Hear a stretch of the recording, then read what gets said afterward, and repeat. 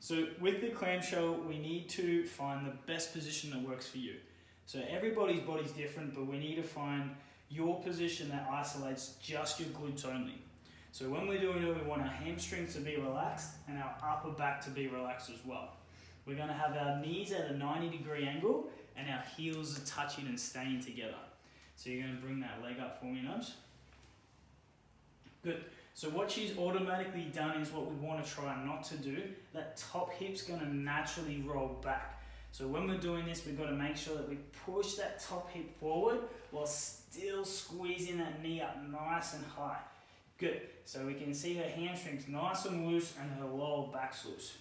So what we're going to try and do, we're going to try and do this for 1 minute hold, and you've got to keep that intensity up. So you're going to try and hold that as hard as you can the whole time, but making sure that that hamstring doesn't come in.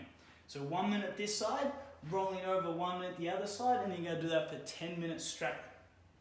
Now what might happen is you might get to 6 minutes and you've done it perfect, your glutes are on the whole time, and then your hamstrings start trying to kick in. You might find that your hamstrings get really tight and you can feel them activating. We don't want to do this because this is going to train bad habits. So there's a few kind of corrections we can do when we get to that stage. So the first one is we're going to try to get those glutes isolated again and get those hamstrings relaxed, is we can always check that our top hip hasn't rolled back. So that's the first thing we're going to check. Second thing we can do to try and change how our muscles are working is flex and arch that lower back. So that can help as well.